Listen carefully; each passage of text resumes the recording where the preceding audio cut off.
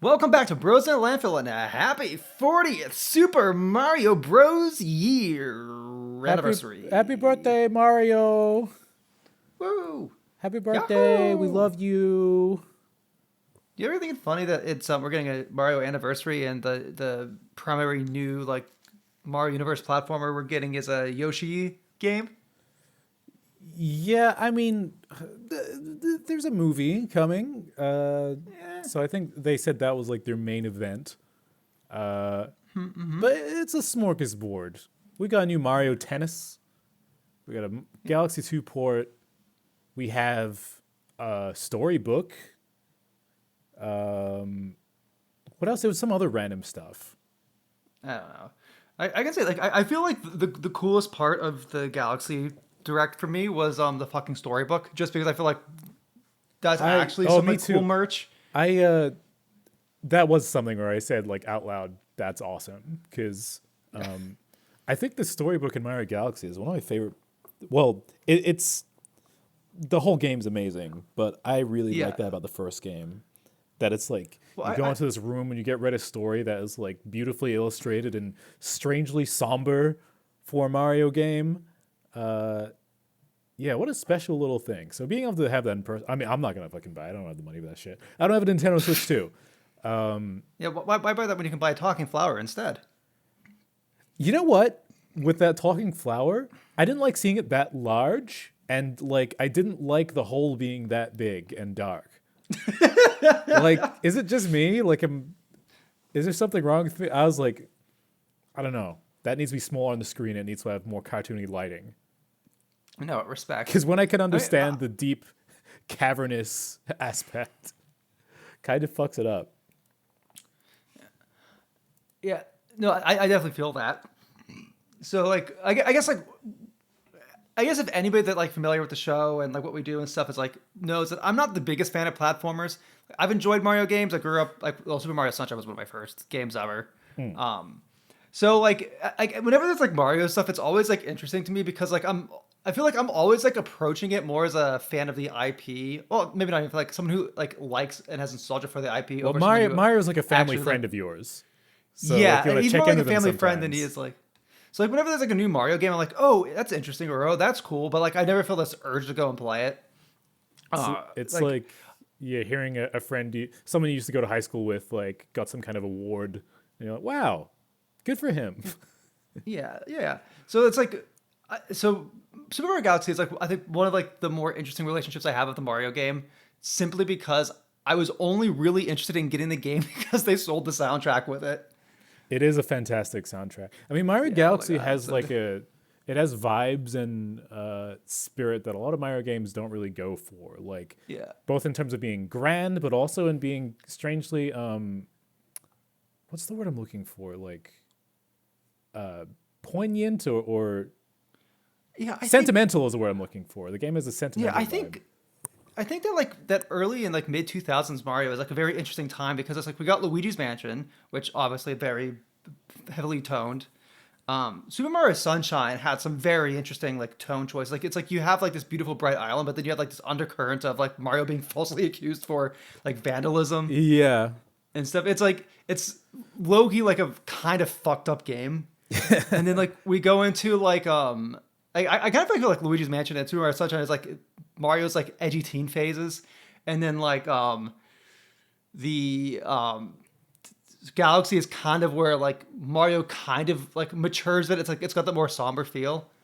And then like I kind Mm. of fell off of Mario after that. I feel like after that point, Mario just kind of like went down the route of being fun over tone pieces. Yeah, it becomes a more like I don't like it.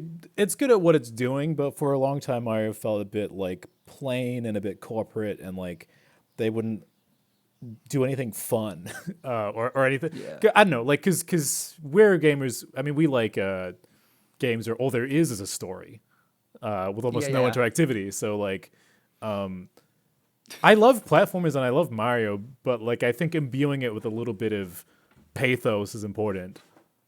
Yeah. And yeah, Galaxy has that in spades. Galaxy 2 less so, but it's close enough.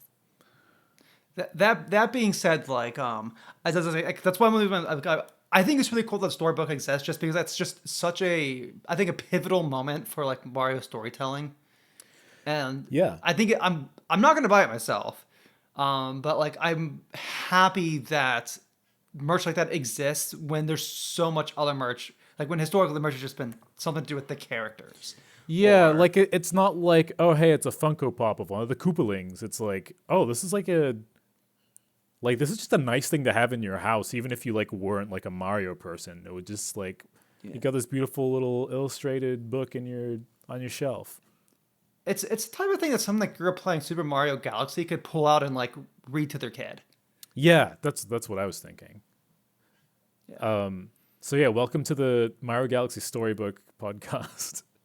Yeah. Well, I guess like just since this is Mario, it's like obviously related with the Mario stuff, but like, I got well as happy as I am about like the storybook to be exist. I think there's also just like something a bit like sad to me that was the thing that I was mostly happy about, like that like got the only real like reaction out of me for the new Mario stuff. Like outside, like I was like the only other thing that like got an audible reaction for me was during the Mario Tennis reveal.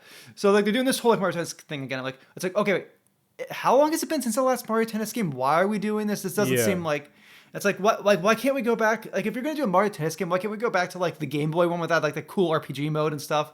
And then like not long after, I think it's like they introduced adventure mode on him. Like Yeah, I think they did a great job of kind of addressing the fears that people have had because of the last couple of Mario Sports. Well, the last generation of Mario Sports games have been like pretty undercooked or like not really full of content. They're like, this game's got all kinds of shit.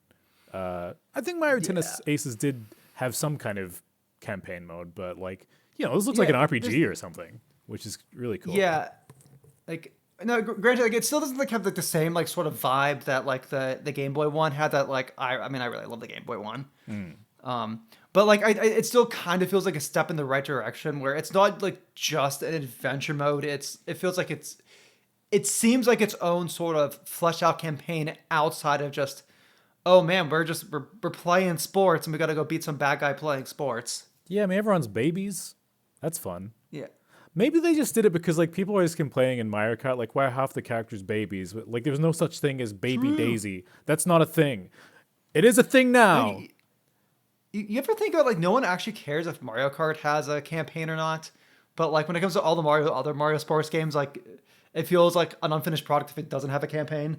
Yeah, well, I don't know. Well, the like just running through all the different courses like feels like a substantial amount of something. Yeah, I don't know why that is. I guess like just the idea of playing a game where like it's just tennis, like it feels like you need to somehow up the value of that. I mean, I wouldn't mind if they just made these games way cheaper. You got me there.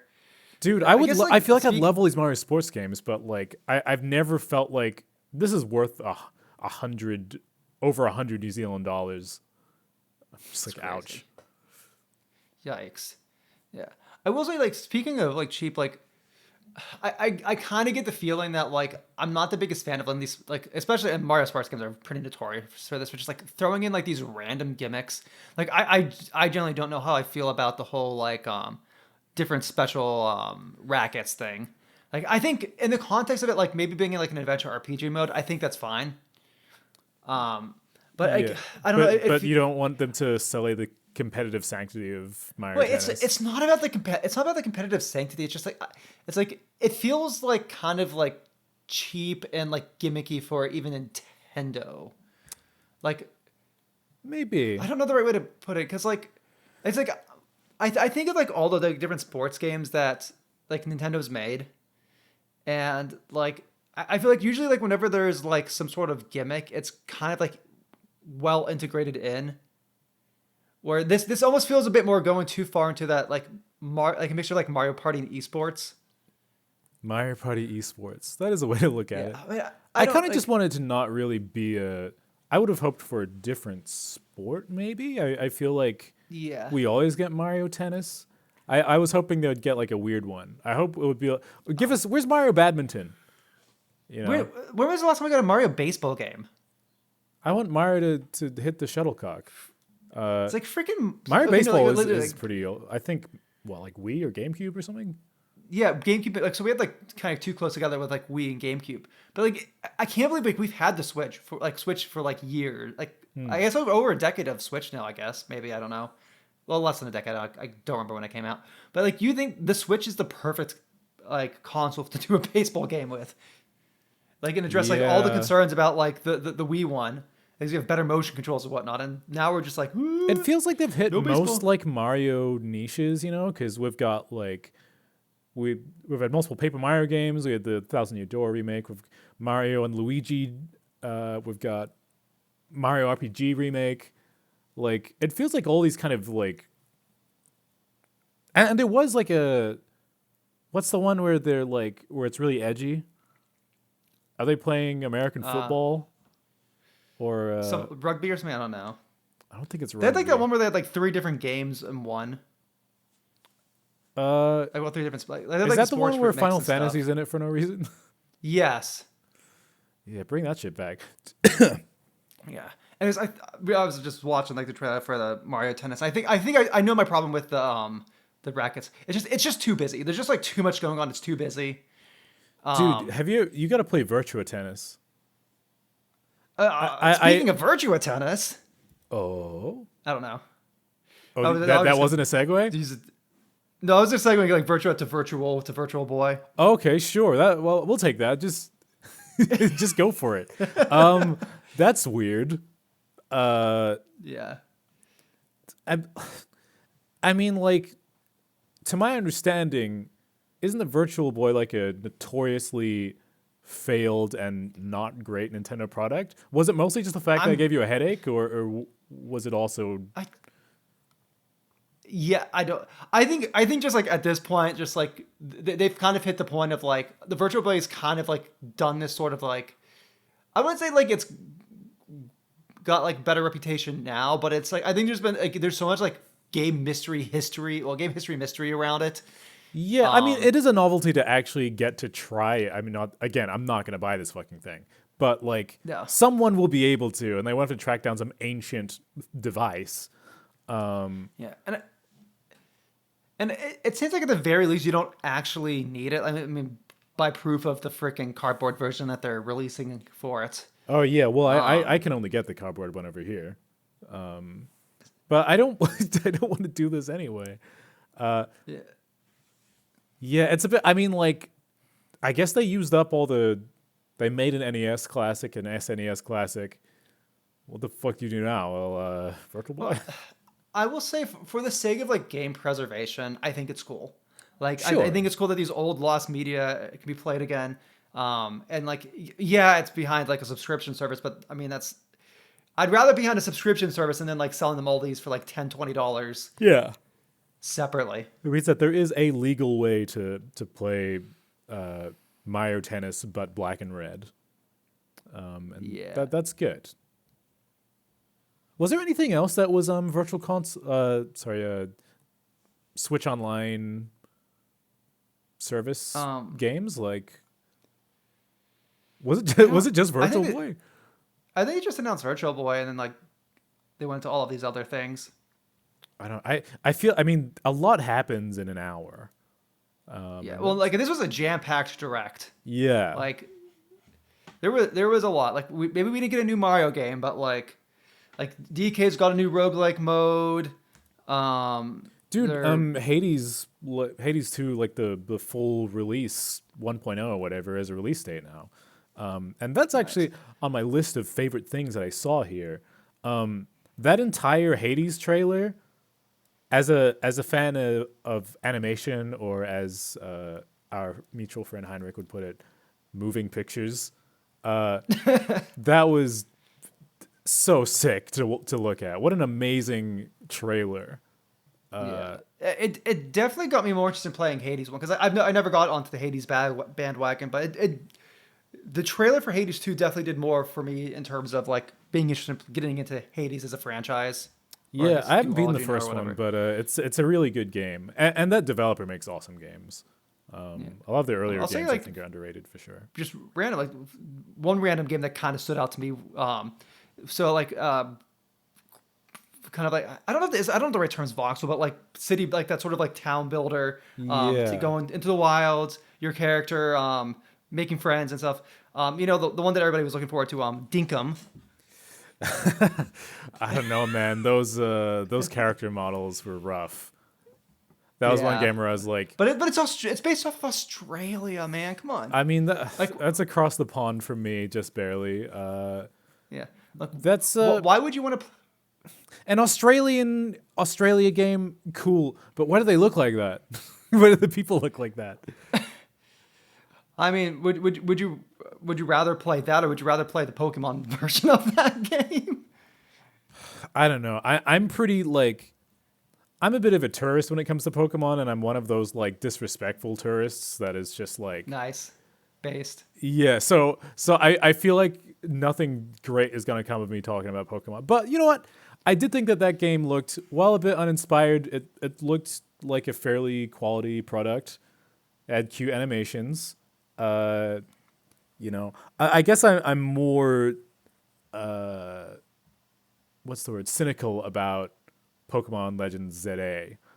Yeah, no, I'm not particularly a fan of the direction they're taking CA with what's that I like with the fucking like more like live action battle. I mean, I mean, I've never been the biggest fan of Pokemon battles in general. I feel like it's going a direction which I like even less. I will. Like, This is a follow up to Arceus, right? yeah, That game I thought had, I th- even though on a technical level it looked terrible, but the art style I thought was quite neat. I liked the color palette well, and like the world, and now it feels like the follow up is in a really kind of plain, really flat city. well, I think also it's like I felt like Arceus's approach to combat was a lot. I actually quite liked that a bit, like where you had like there was a bit more like a decision making of like how you want to do your attacks. I think I forget exactly the way that it There was worked. But it was like like, oh, you could do like aggressive style or defensive style. There's something like that. yeah, like and it was like it did more of that like damn, I forget what like the RPG term is, but like it rather than like being like who has the fastest speed back and forth, it was like that timeline. Right. And I'm a big fan of that sort of like speed management timeline. It just I like that transparency, and I like being able to like plan out your turns that way. So I thought like I thought the direction that Arceus was taking was a better strategical. Let's also be very real. Like, and I know like why they're going down this more like live time, but like this like real time battles for Pokemon, because like the historic Pokemon like turn based battles kind of made little sense with the back and forth. And I think with 2 decades of the anime where the battles were a lot more like real time, kind of like makes the illusion of like modern Pokemon games having turn-based combat feel a little bit silly. Yeah. I mean, I get the idea to kind of modernize things a bit. I don't know. Just none of these games have a big enough budget or development time or scope to like I appreciate the effort to make things a bit more exciting, but like I think they just gotta, I don't know. The conversations we had a million times, but like they know just how much or just how little they need to do to make some more money. The other problem is that like I feel so bad. Pokemon's got, like, Tar's a three- Pokemon fan. He's not here to defend Yeah. his franchise. Well, the bigger problem isn't even like Game Freak or developers itself. It's that like there are 3 different companies that own the Pokemon IP. So there's like 3 different hands into the game, and like as like any creative would know, like the more like influences you have on a pot, like the more difficult it is to put out a quality game, especially when you're getting these tight deadlines of. Yeah, but who's controlling like, the tight deadlines? It's Game Freak. Probably not. I would probably like say it's probably a lot more. Their shareholders, whatever. I Well, don't 'cause, think like, we it's have to- developers well- exactly, but like whoever is Yeah. managing Game Freak, because Nintendo, they don't mind taking a while to make a game, you know. So I think I'll probably say it's probably more the Pokemon Company, just out of like guessing, because it's Game Freak, the Pokemon Company, and Nintendo. Right. Like, Well, I don't okay. think it's Nintendo's fault. Yeah, I definitely don't think it's Nintendo's fault. Because Um, they will cause, sit on a Zelda game for like a decade and be like, all right, yeah, I think it yeah, might be but done. at the same time, like Nintendo and Mario can exist in their own bubbles, where Pokemon being a mixed media franchise with like anime, merch, like merch lines and whatnot. It's like the games aren't just existing in this bubble of like, oh, they can go out whenever they want. There is like all these other different moving No, parts they built their and entire business franchise. around churning out content constantly.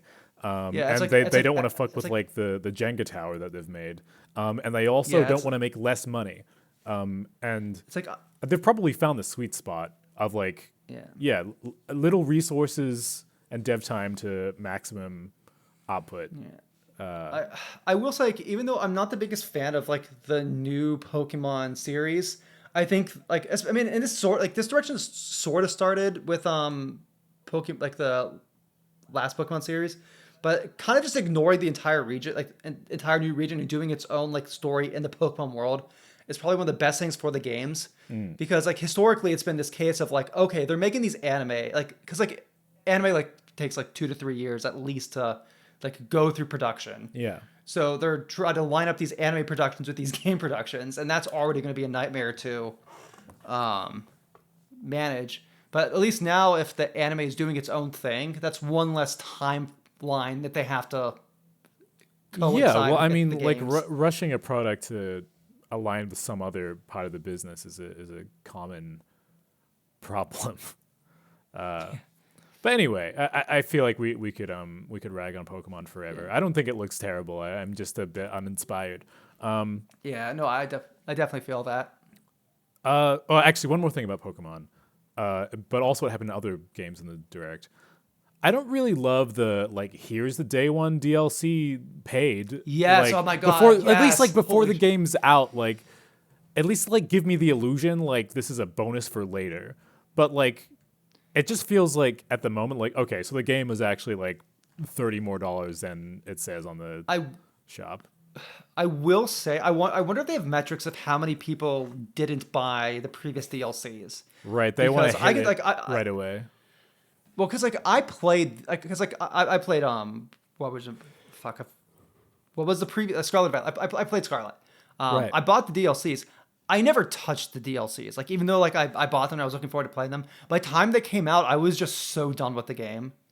Yeah. So I mean, I can see why they're doing that, but like it still feels It's like it doesn't feel great as oh a no, it's consumer, absolutely especially when like oh yeah Nintendo no prices overall were already expensive, and now they're with this generation they're getting oh yeah no worse. I definitely think it's more like this has more to do with being a problem of Nintendo, like well the state of Pokemon, than I think the actual existence of DLC. Because like I'll go back and I'll play DLC for other games, but like the idea of like going back to Pokemon Scarlet after putting as much time as I did into it, like doing raids with friends and all this stuff after the main campaign, because I did like the main campaign of Scarlet, but holy like the idea of like picking that back up with my maxed out team, going and doing DLC like content that I'd probably be over leveled for anyways, just Yeah. doesn't inspire me. Yeah, I mean, you've had the journey. It's on to bigger and better horse girls. I'm gonna randomly switch to another thing. So just real quick, when the Hyrule Warriors Age of Imprisonment trailer was on, like I was talking to my buddy, like, man, this is kind of a lame idea because there's no interesting characters in the ancient past of Hyrule or whatever. Like it's all just a bunch of randoms. And then as I was saying that, that fucking battle Korok appeared, and I was like, I've been proven wrong. That tiny little baby plant guy just destroying waves of enemies. Amazing concept. That's the I goat right there. Yeah, I'll be completely honest. I'm so like out of the loop of like this. Like, I'll be I mean, first of all, I'm not a big fan of like how interconnected like these past few Zelda games were. Like I need to play Breath of the Wild. I want to play Breath of the Wild at some point. But like the idea that they're doing these like the Hyrule Warrior games have sort of like been woven into like this grander narrative of I don't like like that either. the it's like it makes me like it's starting to have like Marvel problem with me where it's like there are some like new Marvel movies I kind of want to go and see, but it's also like well You've got homework to do. I was like, well, do I? Like, it's not just do I have homework to do. It's like what if the homework is actually important because like as Marvel has shown, like some movies just aren't necessary to watch at all. Yeah, for And sure. it's like when you're in that like loop of like watching new things or playing new games as they're coming out, it's not quite as bad. But like once you fall out of it, it's rough. And Yeah, I yeah. Once you just fall off the don't treadmill. and I just don't like the idea of like these two fundamentally different types of games like being like narratively intertwined. Yeah, well, I didn't Like, mind it for one game. I thought the Age of Calamity was a neat idea. But like, oh yeah. but the first Hyrule Warriors is really the fun one where it's like a crazy like, it's got a bunch of new shit and new characters Yeah, and like, it's like an all-star cast of characters from all across the Zelda universe all woven together. And like in just a super fucking anime style that matches what's well, happening in the game. Like I would have preferred this Hyrule Warriors to be a sequel to that one. Now you can chuck oh in yeah, like definitely. I don't know, Ravio, I don't know. Like Well, it's like the original Hyrule Warriors felt like a celebration of the series, and so it made yeah. it so feel so like magical and special. I mean, I think it's a similar thing with I haven't played the Fire Emblem Heroes games, but like I get that same sort of vibe where the first Fire Emblem Heroes feels like to me feels like it's a celebration You of Fire mean Emblem through Warriors? like the Warriors, yeah, Yeah. like Fire Emblem Warriors, like for the first, but then like making another one afterwards that's like a sequel to or like in the same universe as Yeah, Three that's right. Houses. They I'm did like, that with Three Houses, but it was like an alternate it's version like of the story.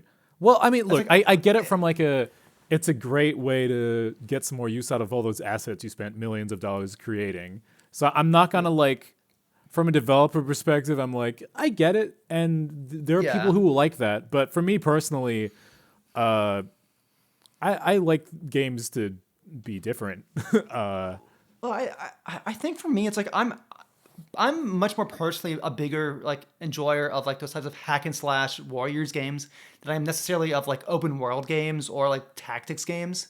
So like I kind of do want to play Fire Emblem Warriors at some point just because like I like those types of games.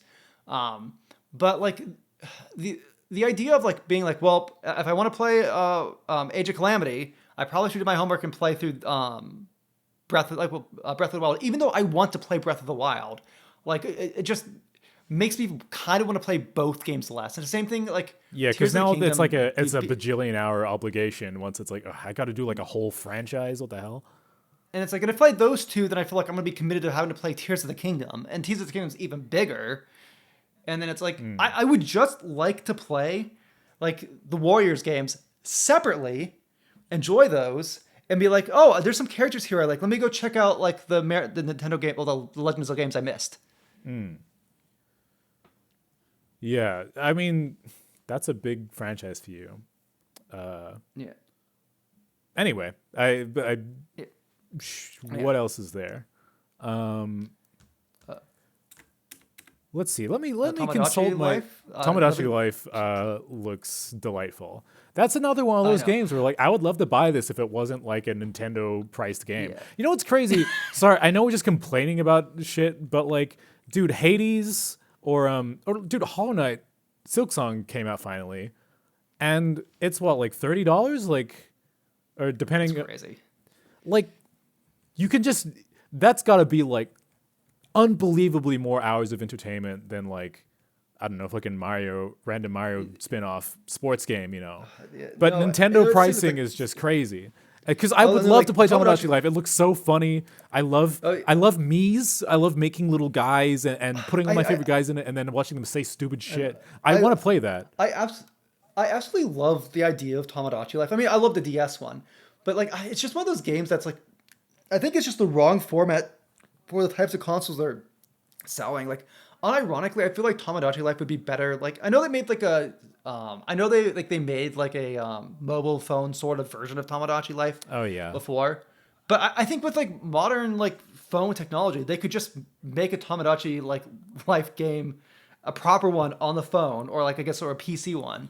But like I feel like the idea of me booting up my Switch to play Tamagotchi Life when I have all these like It other feels like your games that game I to feel play, like, your system to play like, you know, Xenoblade or something like an adventure. oh wait, it was I mean it was sort of I would say it worked with it did work on the 3DS, but I still had the same problem where It's like I am booting up and committing to a game rather than like playing this game that I feel like is probably best enjoyed in like chunks. Right. Well, Or this game is sort of like cute app vibes more than like game vibes. yeah, I guess it I is can exactly the understand type. that.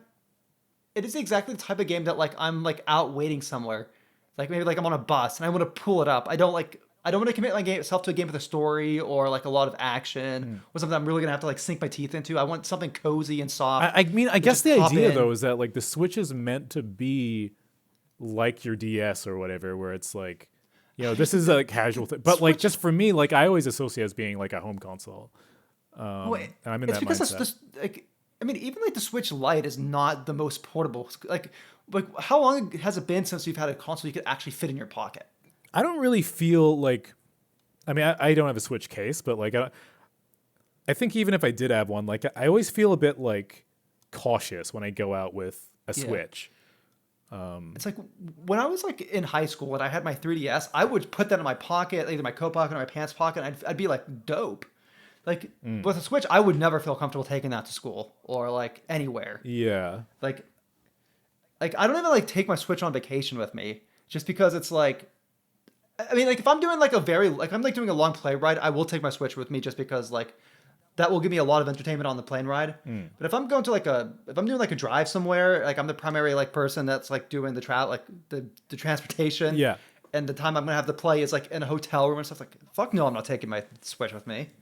I Yeah. take my That's 3DS my with me, baby. but yeah, You're it's supposed like to I'm leave more your likely baby just to play a alone game at on my. home while you go on a road It's trip. like yeah, I'm more likely to play something on my phone if I'm traveling about doing like want to play a proper mobile game than I am gonna be on my Switch. Like I find like the portable mode for Switch feels perfect for being like, man, I don't want to sit in front of my TV. I just want to shit around on my bed and Mm. lie down or like be cozy and comfy while playing a game instead of like locking into a TV. Mm. Well, uh, let's keep moving along. But because of the Dance Direct. Yes. So, Dragon Quest, that's neat. A new I, reimagine Dragon Quest Seven reimagined. I find it pretty amusing that they're choosing to reimagine seven, like as like a specific one to reimagine, given that like Final Fantasy VII's the one that's being remade.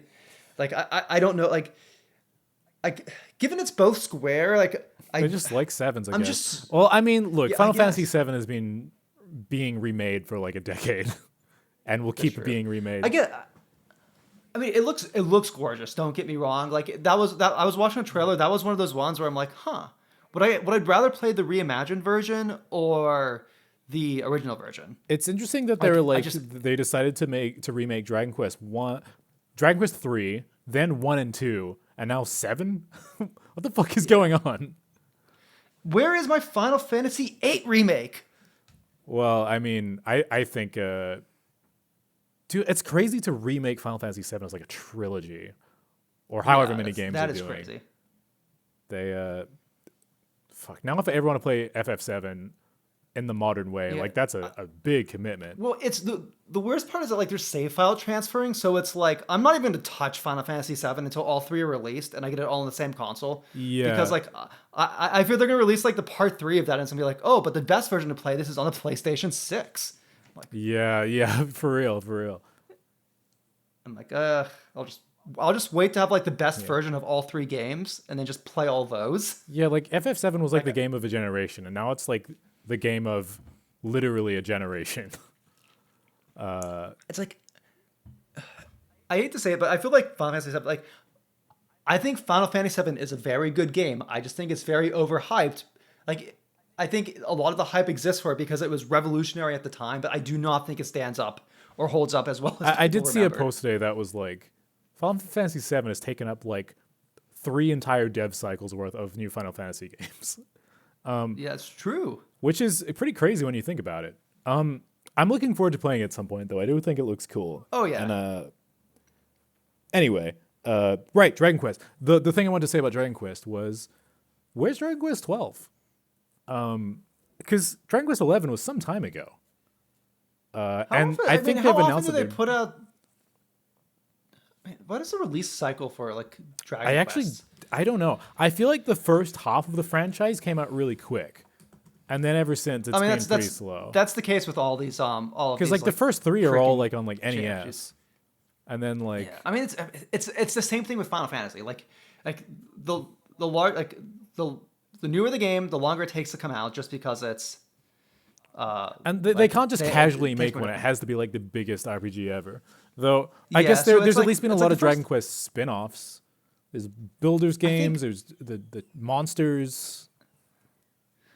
I think in the past they could get away with reusing assets more often, where now it's always like everything has to be made from the ground up every Well, time. also like it's just So easier it's to make like a new sprite of a dragon than like make a new yeah, one that's in true. like Yeah, photorealistic graphics. Actually, just yeah. real It's like quick, the first three game. uh, Yeah, there you go. while we're just because the word monsters appeared in my head, it was quite funny. And that there was that Monster Hunter game that looks like Breath of the Wild visually, except you need to have a dinosaur to go up a wall. And they were like, you can collect monsties, and like just me and my friends all out loud just said monsties. And over here, like I watched the Nintendo Direct when I woke up, but it actually was live at like 1 a.m. for me.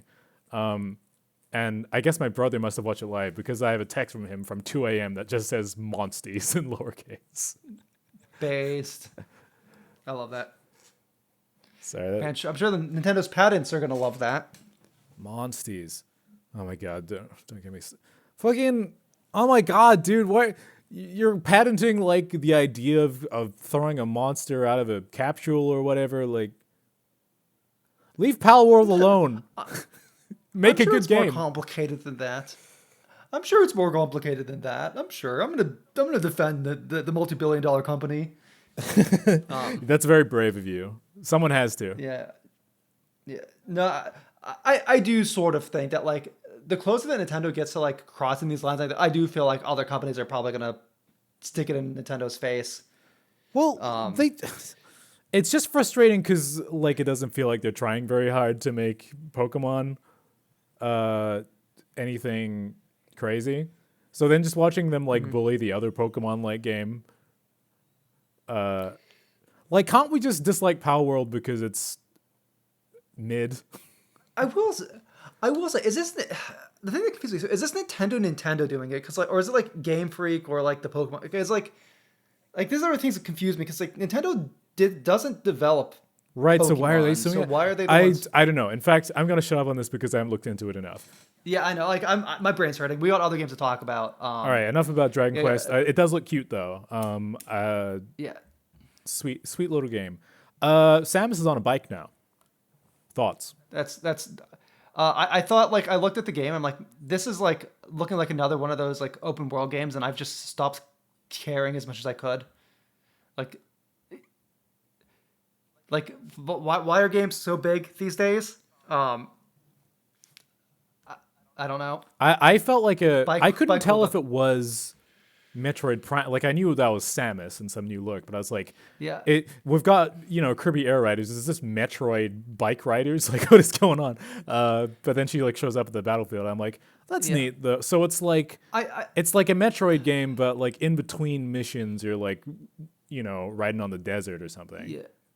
It's like I do think that I do think some of like the areas that are like inside are really cool, but like it really bothers me that like they've scoped things so large it looks like you need the bike. Oh yeah, no, it was like a massive uh, desert.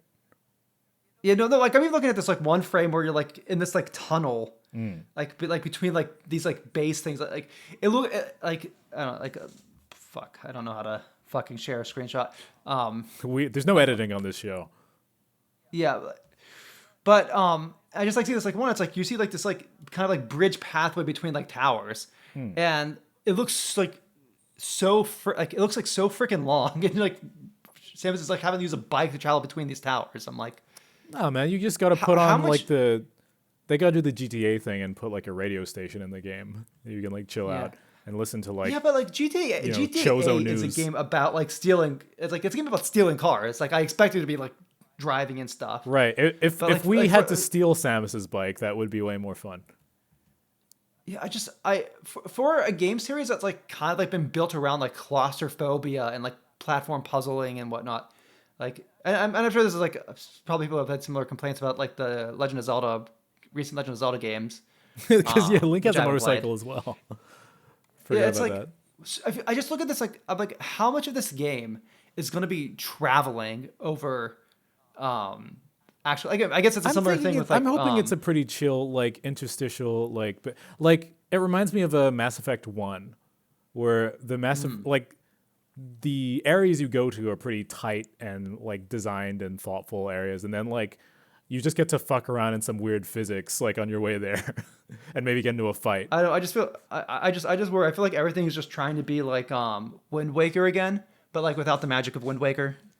It's yeah, Wind Waker without the moisture. Yeah. Well, it's like I'm a heavy critic of like how much water is in Wind Waker and like how much time you spend between like just like sailing.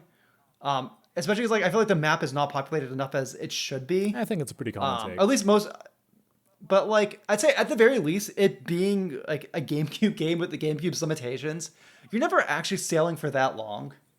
Yeah, and also I'd call it an improvement over Ocarina of Time's Hyrule Field that has literally nothing out in it. Yeah. I think the sailing also ends up feeling a lot more interactive just because of the water, like the nature of the water and the wind. Um, I mean, where you know, I look, I'm it's like, possible oh, there's all kinds of cool things in the Metroid Desert. We just don't know it yeah, yet. But I understand your yeah. concern. An open world has to really get things right. I don't know. I'm getting flashbacks from like the freaking third, like well, the fourth area in fucking Genshin Impact, which had like this massive desert of there's like mostly nothing, and like that was a point where I'm just like, okay, I'm done. Yeah, I mean, I think deserts are kind of a tricky. I mean, the whole idea is that it's a whole lot of nothing. But speaking of open environments, if we may segue again, Donkey Ooh, Kong DLC, Return to DK I think Island. I gotta tell you, hearing that that's pretty cool. that Donkey Kong 64 DK Island music, it was actually pretty nostalgic for me, because I played like the beginning of DK 64 a lot as a kid. I just liked being in that environment, so it did kind of feel like, oh, I'm coming home. Wow. And Yeah, obviously, no, that game is just visually gorgeous. I'm never feeling sad while looking at that. I did quite like the idea of the roguelike mode there too. Because like I feel like that felt like just looking at it, it looks like a natural extension of the mechanics they added to the new Donkey Kong game with all the destruction and stuff. Like Yeah. it feels like a sort of like proper arcade mode expansion using what they had. Yeah, I mean, I Like, honestly haven't watched too much footage of the original game. I haven't played, but I really want to. yeah, I've heard good things. Like it is People seem to really, really like like this game, like and consider it like one of the great Nintendo games. So yeah. when I No, get a Switch it's 2, definitely like high on my that's list. kind of like right now that's the main game on Switch 2 I would like to play. Yeah, no, it's absolutely like it's like I'm interested in Kirby Air Ride for nostalgia factors, but if I get whenever I get a Switch 2, like I definitely want to get the new DK game. More so, like I am more interested in playing Donkey Kong Bonanza than I am Legend of Zelda Breath of the Wild or Mario Well, I mean, Odyssey. Bonanza is it's like on that tier. It sounds like in terms of just being a Yeah. really well put together and conceptualized game, and you know it looks so inspired and creative, and it's like they put their entire Nintendosi into it. I guess like, it just like looks like pure fun, and I think that's kind of like Yeah, but with a little like bit of emotive storytelling as well. So it's literally for us. yeah. Yeah. Sorry to interrupt your train of thought. Oh no, I'm just saying it's like I'm just saying like because like I know we were talking earlier about like kind of like missing that like when Mario had more of its edge and was like a bit more narrative focused as opposed to gameplay, but like I kind of like feel like the reverse for like Donkey Kong. I feel like Donkey Kong kind of like exists like as a concept. I think works better as like this fun platformer. Like, and to be fair, that's sort of like what the original Rare games were. They're like these like really tight fun platformers with like a goofy animal and a Sure, goofy but setup. they're very atmospheric. They're not like, you know, Yeah, Mario World where it's like this is fun, but I'm just jumping on cubes and blocks. Like the yeah. soundtrack, especially in Donkey Kong Country, is really Oh yeah, true. it's a Yeah. strangely immersive kind of game. But anyway, before we get distracted talking about classic DK.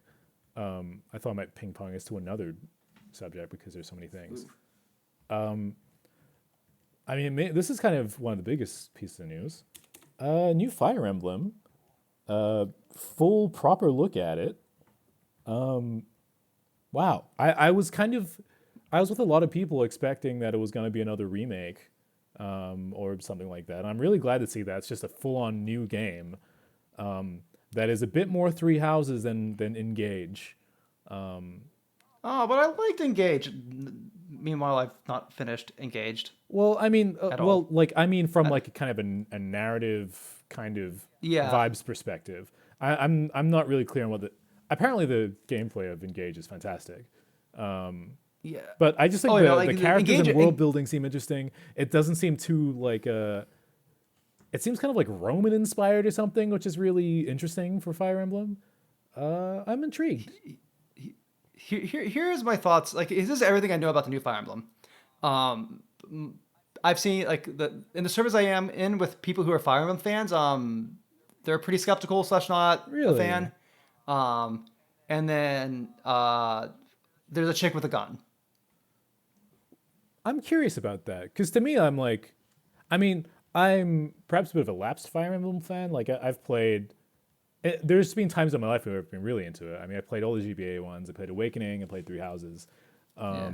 So I think that's a general pretty good spread. And I'm not like blown away or anything, but like it does look like a pretty inspired and creative new uh, game that has like some dramatic stakes and whatnot.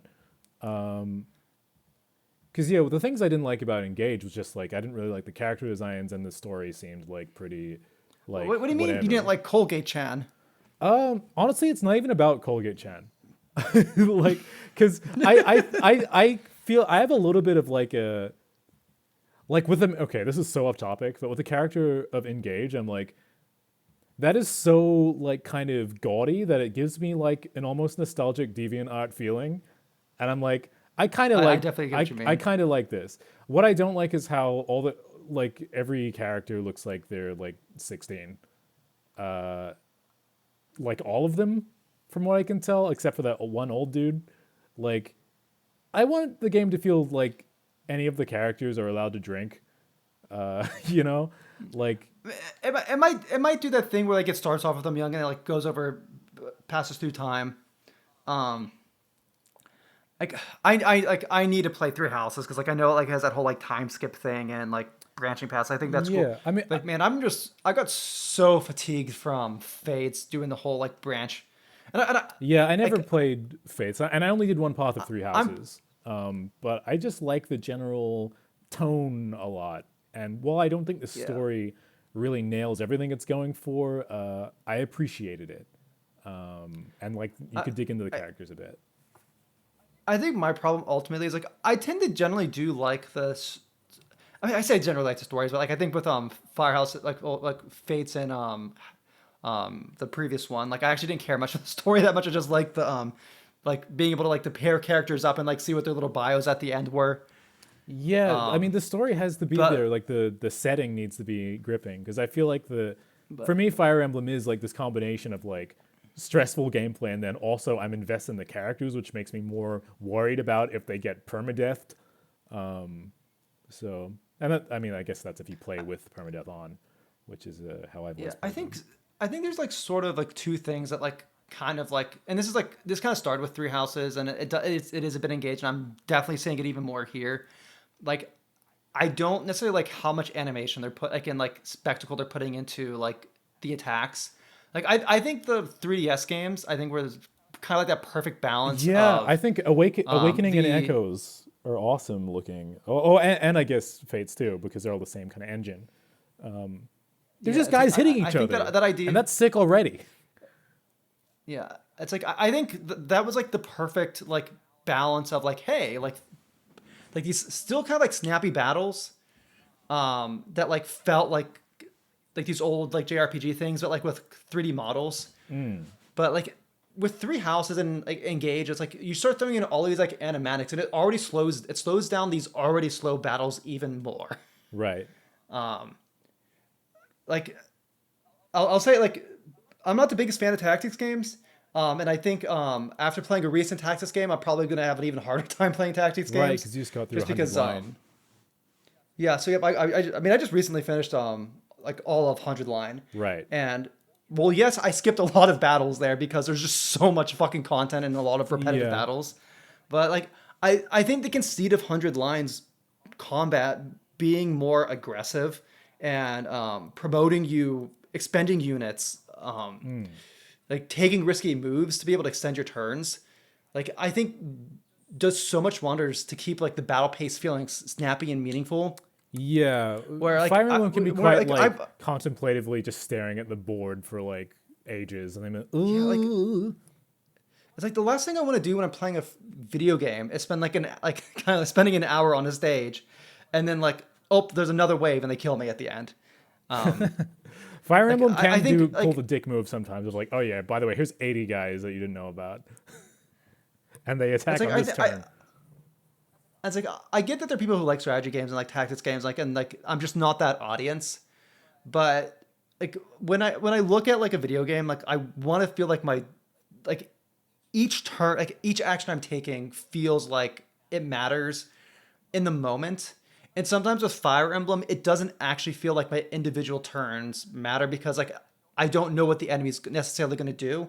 Like it doesn't feel like it doesn't necessarily feel like a puzzle. It feels like, oh, do I know the stage well enough? Uh, sure. I don't know, but that's just me. Like as I said, I don't do tactics games, so like there's probably It's been like too long since I've played a people. Fire Emblem to like contribute too Yeah. meaningfully on that. I mean, for me with three Well, houses, well, it's like, for me 3 houses is just way too easy.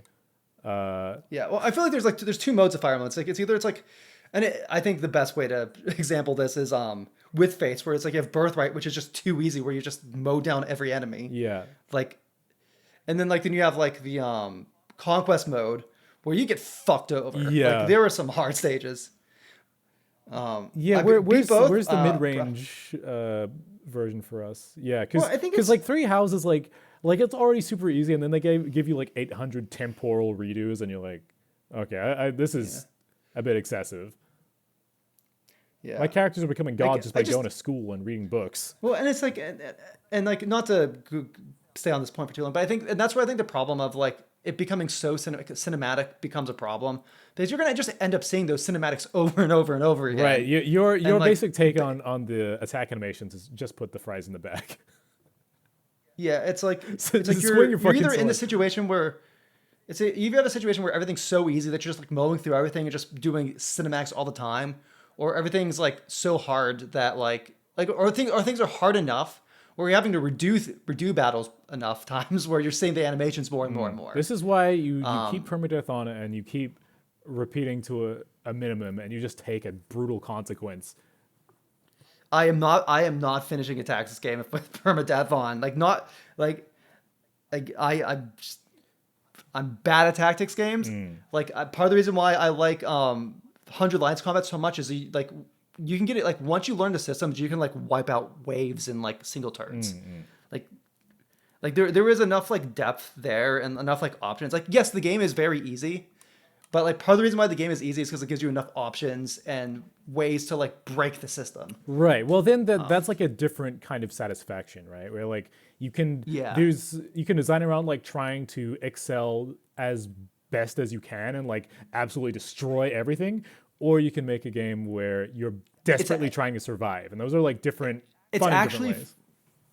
it's actually funny with 100 line where it's like if you try to approach it like a regular tactics game, you're gonna get fucked over. Right. Like you have to like it's like if you're like doing like this thing, oh, I'm gonna move each unit, I'm gonna like do my placements, do some attacks, I'm gonna plan for the next turn. You're gonna get fucked. No, you need to like you this need is to a play, like make your team as broken as possible and go crazy, I guess. well, it's more like you gotta play aggressively and take advantage of extra turns because like when you take out like it's like there's like enemies that are like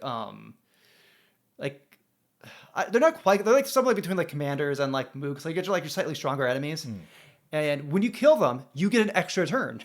Right. So like the battle becomes this puzzle of being like, okay, how do I most effectively rearrange my units? Well, arrange my unit turns to be able to kill enough enemies to wipe out enough of them in like a single turn where like I'm not getting punished. That does sound super fun. And I mean, 100 Line's definitely on my list of games I want to play through. Though at this point, it's probably going to come after Umineko, since I started playing Oh god, Umineko. man, doing multiple 100-hour visual novels back to back would be crazy. Well, we'll see what happens. But Yeah, I need to play just Mineko since too. we've gone a bit astray, how about we just Well, I transition was into perhaps our final topic? I was talking about 100 line, How, good old Kazutaka Kadaka. that's right. I I don't know if there's any better place to end this on and transition from. Like I planned this out ahead of time, going from Fire Emblem to our Your man of brain the is myth, the legend, Mr. Danganronpa your himself. brain is unbelievably wrinkled and Oh, it huge. is. Ugh. I can feel my fingers just like flowing through the folds right now. Gross.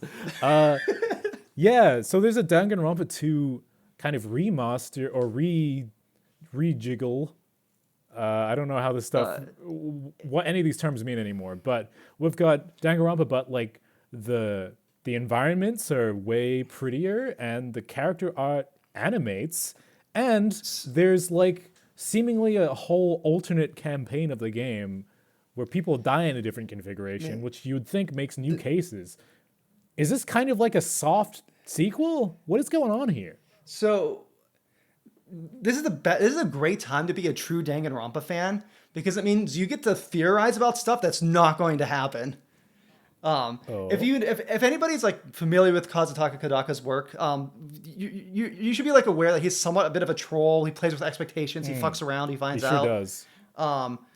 Like Danganronpa like 2 had like a bunch of fucky things like like before release, that like played with people's expectations. There's like I mean like for fuck's sake, the whole like there's this whole thing with like Nagito's character, which is the make you fake out to think he's another character because of like the way that his name is spelled. This Yeah. voice actors at the time, and like they kept that gimmick in the dub using the same voice actor as another character. They had one character make it seem like one character. Fuck, I don't want to Yeah, yeah. spoil Like, you don't have to Danganronpa get 2 into now much, because too much like detail, but we both know yeah, what's but going on. like it's like Danganronpa 2 like had a lot of like shit with its promotionals that was like kind of spoiler, like well, not spoiler, like just like fake outs for the original game. Danganronpa V3 did the same thing when it was first announced. It made it look like the robot character was was the protagonist. It's a very Like Metal Gear if you Solid remember, like 2 way to do things. yeah, like there was like a lot of like misrepresented advertisements because that's just the way that Kodaka is, and like I think it's cool. And even then, even after the fact, there was still more fuckery to fuck with the players. Yeah. So like there is a reality that there was a spike like there was a like Kodaka went into a boardroom with people in 2023. I'm saying 2023 specifically because Kodaka put out a tweet saying like wouldn't it be crazy if we made like Danganronpa 2-2? Like Danganronpa 2 literally he literally made a tweet in 2023 saying wouldn't it be crazy if we did this? That fucking schemer. Yeah, so I mean, like, it's just a whole different. Like, I'm trying to wrap my head around it. Like, isn't that essentially a new game, just with the same like toys in the toy box? So the skeptical the true skeptic's way to approach this is like, oh, they're like, I mean, I'd say like I think anybody who's a real Danganronpa fan who just like likes the characters, like the world, like the premise, are probably going to be enjoy what's created no matter what. Yeah. Like new like it's a full campaign. Like they've said it's a full campaign that's like the same size of the Danganronpa 2. So like it's basically a new Danganronpa game. Now is that going to be like? See, I don't know if like Kodaka's going to like 40 chess brain fuck us into making us think it's going to be something new, and like he's fucking with us, but he's not actually fucking us. So he's fucking with us by not fucking at us. But I will say, given Kodaka's past track record and statements as a game director, as an auteur, like I highly doubt that it's actually just a sort of like cynical remake or rewriting of Danganronpa 2. Like I don't necessarily think it's gonna do there's a part of me that feels like, oh, maybe they're gonna do something that's gonna try to set up the next games in the series, because I could sort of see Kodaka doing that, but like I feel like at the very least it's not gonna be just a straightforward different scenario. Right, there's going to be something additive two. to the overall canon that is going to be. Like and like there's like stuff like I mean just even the premise of Danganronpa 2's like reveals at the end make like make a this being like a sort of like sequel or prequel or whatever, like something that's not actually like an alternate like branch timeline of the game. Right. Like there's stuff in the Danganronpa franchise that makes it work as its like own other story. And then like V3 adds in even more possibilities there. I would say like the difficult thing now is that there are like so many different possibilities where they could go with this. I mean, like hell, if you wanted to even be like big brain, Danganronpa 2 X2 could be Danganronpa 2 times 4 2, meaning it's secretly Danganronpa 4. But Oh my god. and like I Right. don't like I'm gonna stay like I don't think this is the case, but I could absolutely see Kodaka pulling some bullshit where you load up the game, you go into the new campaign, you start going through the prologue, and then like it just turns into a completely different game with a completely different cast. If they, I mean, if they stealth made Danganronpa 4 as like a separate campaign on a re-released Danganronpa 2, that would be sufficiently mindfucky. I wasn't expecting anything crazy, but now that you're like talking in this conspiratorial way, and I'm remembering who made these, I'm like, it's not impossible that this is something a bit bigger. Okay, But who knows? this is the same guy that just directed a game with 100 endings with like 150 to 200 hours of content. Oh my god. Like and granted, most of it is optional content. Like if you just did like Kodaka's main campaigns, it's probably like 60 hours. But like even 100 line has fuckery in it in terms of like expectations breaking within the way that like the game structure is. Like like I wouldn't put it past Kodaka to make a stealth sequel to Danganronpa 2 in as like the second campaign. Like what? No, whether that's Danganronpa 4 or it's like just something goofy or Yeah, I don't know. It just whatever. this feels like there's so much canon to step around because like there's the whole anime and Danganronpa 2 itself, but like I don't know if anyone can keep all this insane shit in his brain and make an interesting new story. It's him. The thing that I've learned about Kodaka is I think he's just someone who just wants to have fun creating. Yeah. Like he gets ideas, he gets like concepts. He doesn't particularly care about the sanctity of the things that like he's already made in terms of a greater canon. This is true. He just like sees individual works that he wants to make and like grow as a like creator. Yeah, Danganronpa was like it was like a tool or a platform for him to fuck around with whatever interesting idea he was having. I mean, like, and like even like V3, like I think very much emphasizes like how little he cares to make everything fit into like a a neat box with a franchise. Yeah. Like he's someone who just wants to make the things he wants to make, which I'm not saying that like I think this is a good sign for Danganronpa 2-2, but I think at the very least it kind of shows that more likely than not, There's it's more than meets the not eye, just going yeah. to be. Yeah, I don't think it's going to be just like some cynical like. I don't think it's going to be a cynical Atlas remake if that's the best way to put it. Yeah, there's definitely it's definitely plausible. There's something more going on here, and I am happy to after a lot of our old man cynicism throughout this podcast episode. I am glad that we could kind of end on something resembling childlike fascination and wonder, because. Yeah, the more you put it out there, the more I am very interested to see what they'll do with this. Probably not enough for me to buy Danganronpa 2 a second time, unless I hear some crazy word of mouth that like, dude, you have to play this. Yeah. The thing to keep an eye out for is the future promo materials for it, because whatever the future promo materials for it is like probably like 95% the case, not what it's actually going to be. Like if there's a rule of thumb that you can take for like any Kodaku game going forward, is never trust the press releases, never trust the promos. There's gonna be something to right. So like we might have information based on not being able to trust what they do give us. Yeah, I mean like I'd say like and 100 line was very much the case. Like there too. Like I don't know. Like there was some things with 100 line where I don't know how much was like a mistranslation or miscommunication, because like Kodaka, I think, and Uchikochi, like either one of like kind of like wanted every ending to sort of like be a true ending, but that's not the case. Like there's like 20 routes. Like there's like 20 real routes in the Yeah. game with like, and not all of them are created equal in terms of length. And granted, like for the like studio pretty much going bankrupt making this game, like of the scope that they did, no shit Yeah, Sherlock. it's definitely But plausible that like they just couldn't they just had to tie up what they could just to get the project out.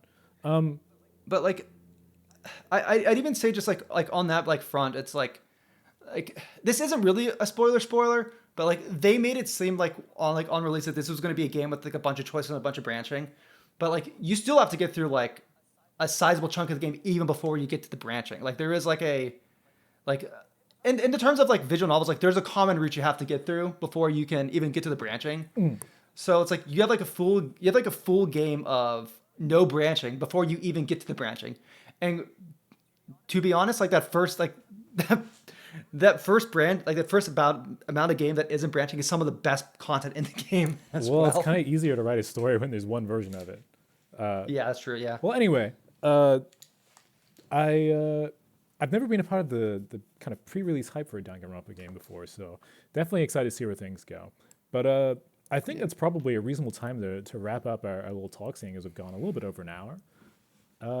Did you have any final thoughts?